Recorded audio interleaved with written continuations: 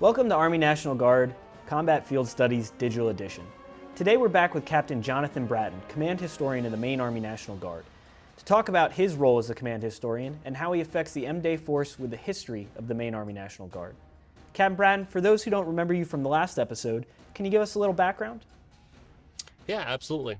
First off, thanks so much for having me on. It's always a real privilege to be able to uh, be on here with you guys. Leader development does a fantastic job putting out products all the time. I always appreciate that and like to use it for my folks whenever I can. The so my background in the Maine Army National Guard really begins in the Ohio National Guard, where I enlisted as an infantryman and then transferred over to the engineer side of the house after I sort of came to my senses and realized that carrying your house on your back all the time really did a number on your knees. The irony being that I suppose that I eventually end up in command of a light sapper company, where light means, you've got more stuff to carry that goes boom. I've enjoyed being an engineer officer. And then on the command historian side, it was a position that the Maine Army National Guard opened up in 2014, coincidentally, just as I was coming back from Afghanistan. And it was one of those weird situations of being up at 1 a.m. in Afghanistan and getting the email from back home from Maine saying, "Hey, are you still interested in this job?" And I said, "Of course I am. Who wouldn't want to be the historian for Joshua Chamberlain and the 20th Maine?" And so I've been very lucky to be holding that position ever since. All right, so let's take your historian hat off for a minute. So as an M-Day company commander, why is your unit's history important, and how can you use that to affect not only your training, but your readiness and retention as well? Oof, that's a big one. The big R, the readiness and retention. All right, so the way I look at it as a company commander, I've got tons of stuff on my plate. It just seems like there's never-ending taskers out there, and people are always adding to, not taking from. And from the historical standpoint, there's a multitude of ways that history can help me as a commander both understand my own readiness and understand how to retain soldiers. So one, obviously for retention, your esprit de corps. Being able to use your unit's history to be able to paint a picture and say, "Hey, look, yeah, sure, it sucks right now because it's raining in JRTC. Guess what? It sucked for us in Mirzargan and we kept going. It sucked for us in the Solomon Islands. Hey, at least it's raining. You're not getting you're not having anybody bomb you and pop out of foxholes and bamboo caves and pillboxes and try to shoot you. So it'll be all right. You'll get through JRTC. It'll be cool." So you can use that. You can use your own history for esprit de corps purposes. From a readiness perspective, there is something to be said for being able to do a look back. So what I do from the command historian role is I advise the command on how history can be important from a staff operations procedure. So for example, when we talk about recruiting and retention, in 1983, the Maine Army National Guard was leading the nation in strength, which were kind of, retention and strength management is a touchy subject right now within a lot of the states of the National Guard. Some states are able to do it very well. Others are struggling somewhat. So we go back and we look at, all right, what were we doing in 1983 that we weren't doing now? Where were we? How many recruiters did we have? What was the message that we were pushing? What was our brand? And those are things that we can take and use to actually develop strength maintenance plans within the state. And then so as a commander, the way I do look at it is I look at how am I doing community engagement? How am I working with our recruiters to be able to engage this community that I've been in, that this unit has been in for 200 years? Does the community know I'm here? That should always be your first question, because as the National Guard, we sometimes, over the past 20 years, we've moved out of our communities in a lot of cases. And having that community engagement is just so key. And so those are just a few of the ways, as being historically minded as a commander, my soldiers already know that, there's probably going to be some historical element thrown in whenever the commander takes over the formation. But even just this last drill weekend, we went out to a historical site in Maine, where we had a third system era fortification, Fort Popham. from the Civil War, and then a Endicott system period fortification of Fort Baldwin through World Wars One and Two. So we were able to go and say, hey, look, yeah, this isn't stuff that we do anymore as engineers, but once upon a time, this is what engineers were. This was our bread and butter. And getting down to the weeds and say, hey, what is this actually? What are you looking at? You're looking at fields of fire. You're looking at protection. You're just doing big engagement area development, right? And being able to show that. And so there's a little bit of tactical learning there, but then there's also celebrating our own past and our heritage as engineers. And so, yeah, it gets everybody out of the armory, put them in civilian clothes, walk around, yell at everyone to keep 6 feet away from each other. Um, and, and, but there's that piece where suddenly, it was just something that they passed signs to, and now they can go, oh, hey, that's part of my history, that's part of my heritage, and it gives them something additional to be proud of. Can you tell me a little bit about the diverse ways you share the history of the Maine Army National Guard with the force? Yeah, absolutely. So yeah, the company I have the privilege to command is the 251st Engineer Company in Norway, Maine. It's actually been there since 1800. Officially, it goes back to 1810. My first predecessor was actually court-martialed for fighting a duel in during the War of 1812 up at Plattsburgh in 1814. So as I always say, I can only go up from here. But the ways that I like to use, I use the unit history as much as possible for my particular M-Day force. But as far as for the rest of the Maine Army National Guard, I try to provide products to commanders to actually literally show them how does history affect readiness? Because as we know, everything is tied to readiness these days. If it can't be a metric somehow, it doesn't really matter. If it's not in DTMS, it didn't happen. But unfortunately, as a historian, there's no historical record inside DTMS. So I guess it's up to interpretation. But I like to be able to provide these products in order to build a unit esprit de corps and show where units have been in their past, what our soldiers have done.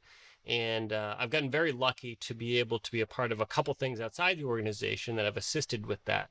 For example, back in 2016, I got to be a part of a Smithsonian Channel documentary called Americans Underground: Secret Cities of World War One, that involved going to France and actually going to these underground quarries, these old caverns that have been used by Maine National Guard troops during World War One as shelter, with their names and units carved into the walls. It was one of those weird situations where you're looking at names that you've studied for a long time. You've seen those rosters and everything, and there they are in living stone on the wall.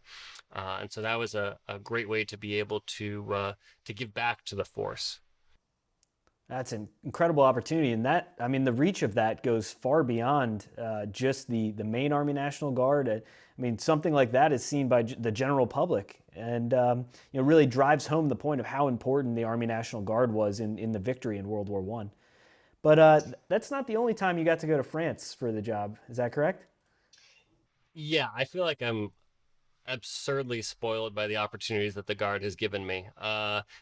In part because of that documentary. I got another phone call during the run up to the World War One centennial in 2018, asking if I would represent New England in the Yankee division, the 26th division, um, for the centennial of celebration of the Army's centennial commemorations for World War One.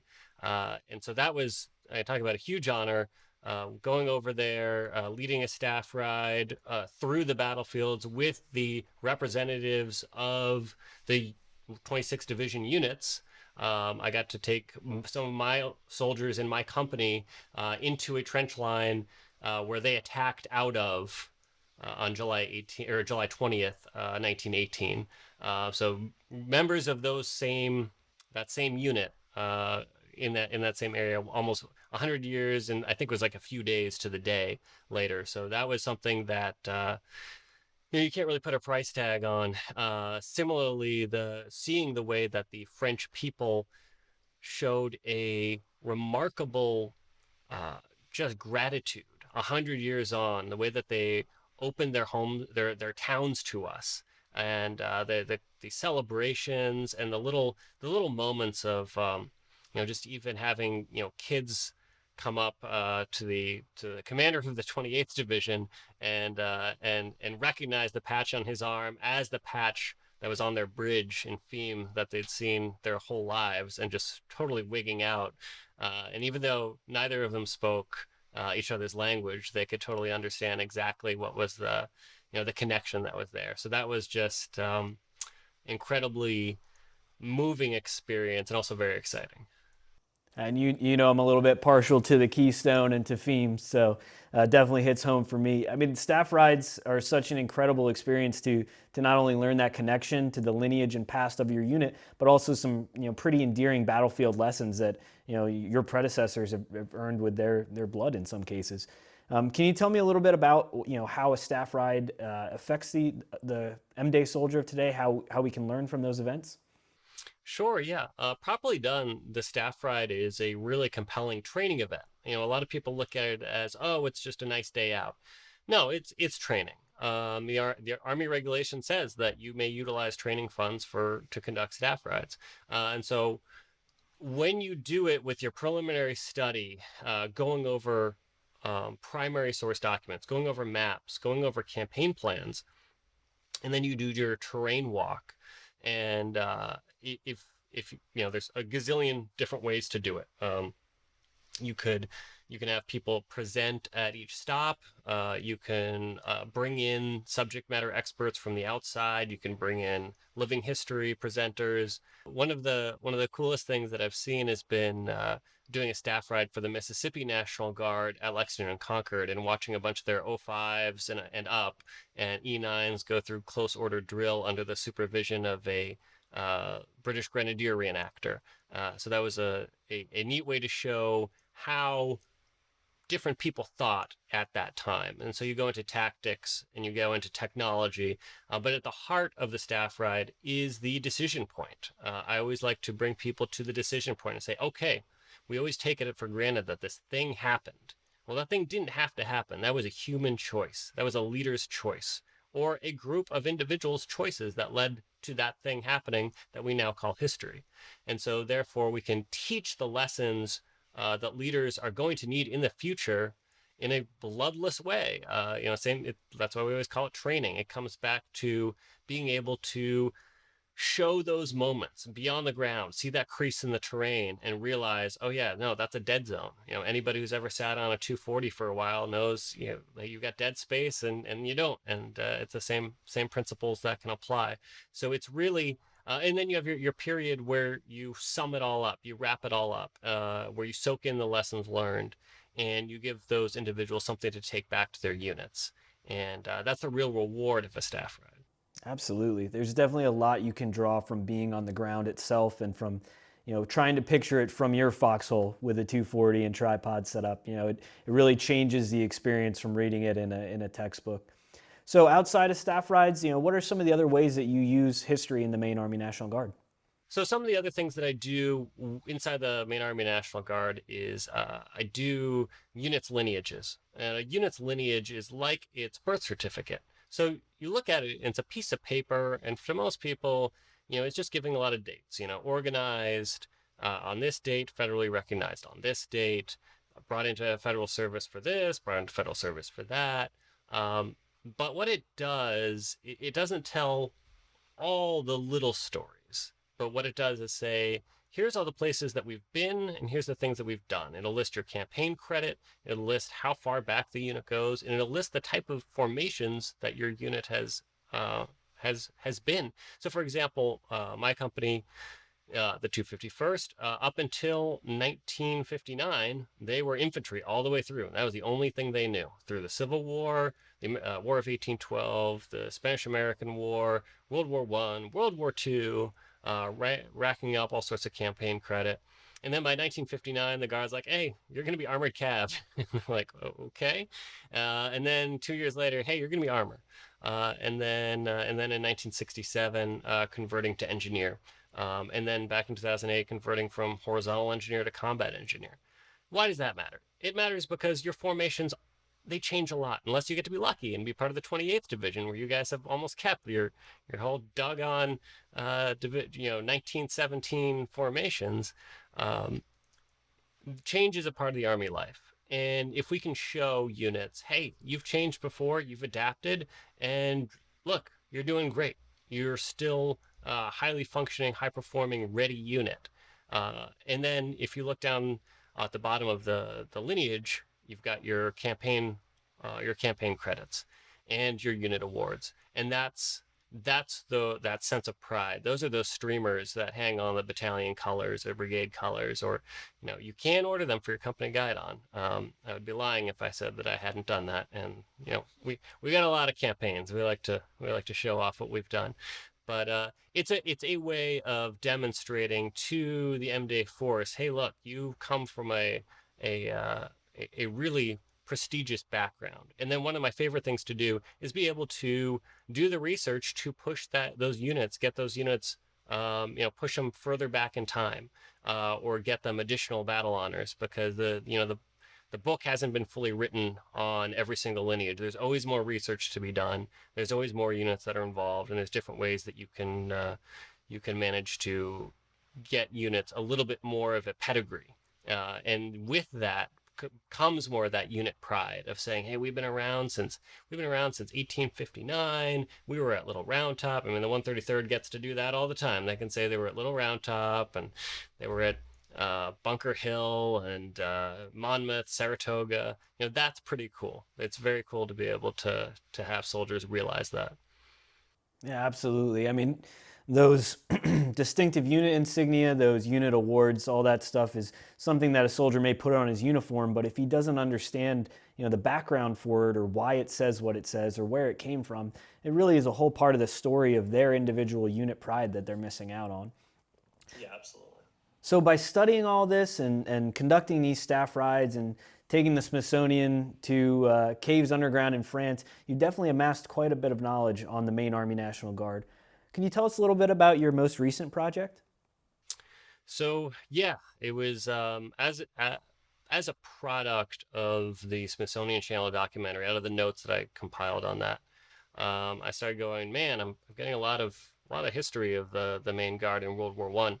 And then sort of as time went on leading up to the centennial, and I started doing more speaking events around the state talking about the Maine Guard in World War One and just what its soldiers did. I started getting, the phone calls, the emails, hey, I've got my uncle, my great uncle's trunk, and it's got all of this stuff in it. Would you like to take a look? Or, we're cleaning out a house and we found this old diary. Would you be interested? And I'm like, of course I'm interested. So over time, it sort of became kind of apparent that I needed to write this up, that there were just so many incredible stories coming out of this one particular unit that it not only was telling a Maine specific story, but it was telling a National Guard story, and it was telling an Army story. And so probably over about 4 years of research went into putting together this book, which was published this year. It's called To the Last Man, a National Guard Regiment in the Great War, 1917 to 1919, published by the Army University Press. And it came together as a product of a lot of primary source research, and some of it just literally fell into my lap. I think the biggest indication that I needed to write this thing was I got a call from the state historian who said, "Hey, we've got this combat log of this lieutenant, and we found it in a house that was condemned, and it was sitting on a pile of trash, and someone happened to be walking by, picked it up, realized what it was." And I'm like, okay, well, that's cool. And I'm going through and reading it, and it's from a lieutenant in Company D of the 103rd Infantry, which is the company that I command now, the 251st Engineer Company. And then some of my colleagues in Massachusetts send me some letters, and they say, hey, we found these letters. They're from the 103rd. They were in our YD collection. You guys should have them. It's from the same lieutenant. And then I get email from a lady who said, "Oh, I've got I just want to share with you some letters from my grandfather to this lieutenant, also in the same company. Also, this is the same lieutenant." And at that point, I realized, I was like, "All right, dude, I get it. Like, you are reaching back from the past, tapping me on the shoulder, and saying you got to write this thing." And so he did. His combat journal plays a big role in it, a big piece in it.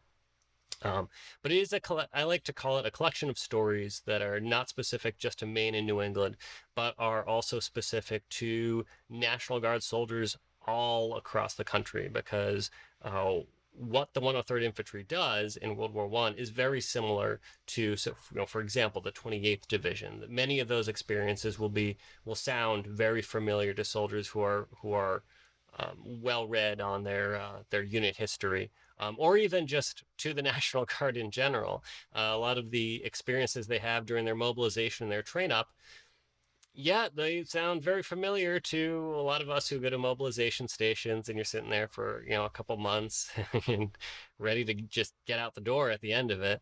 And so a lot of very similar situations.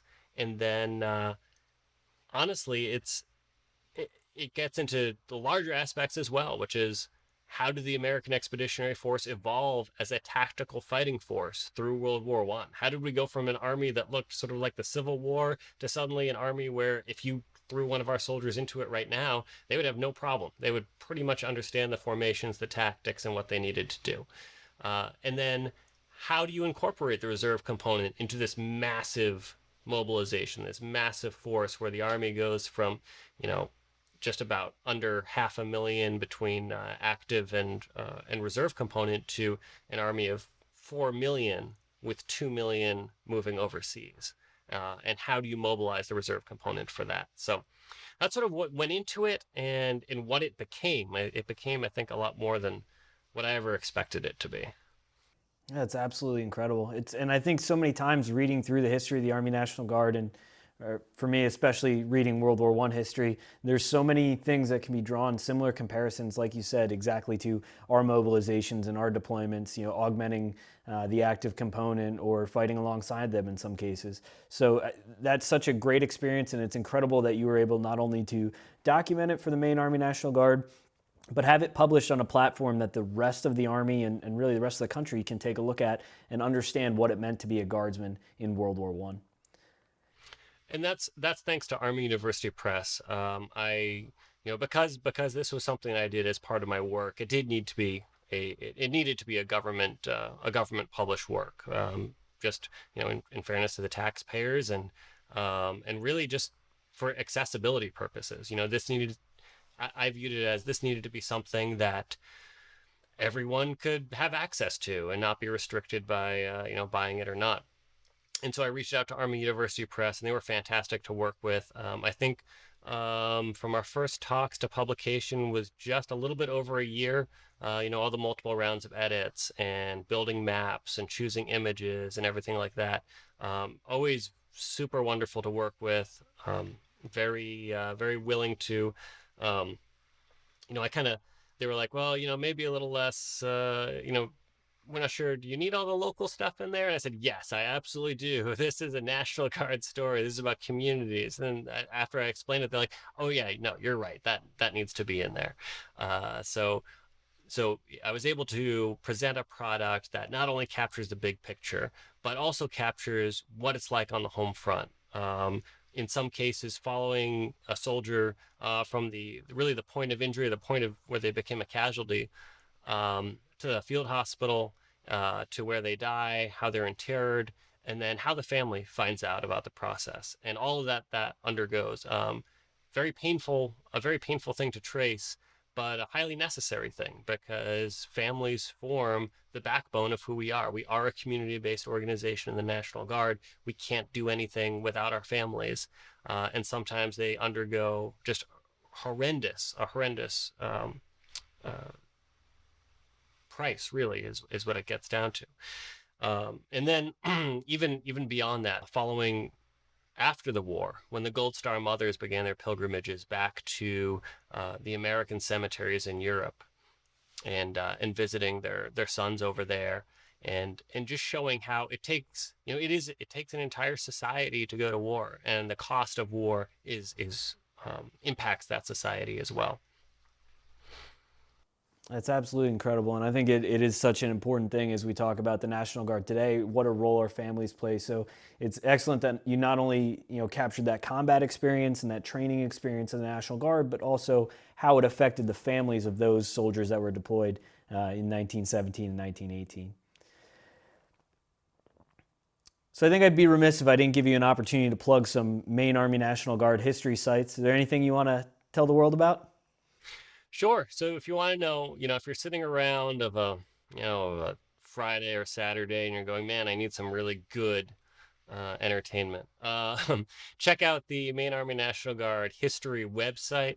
It's embedded within the Maine Army National Guard page. You can just Google Maine Army National Guard and you'll see immediately about us.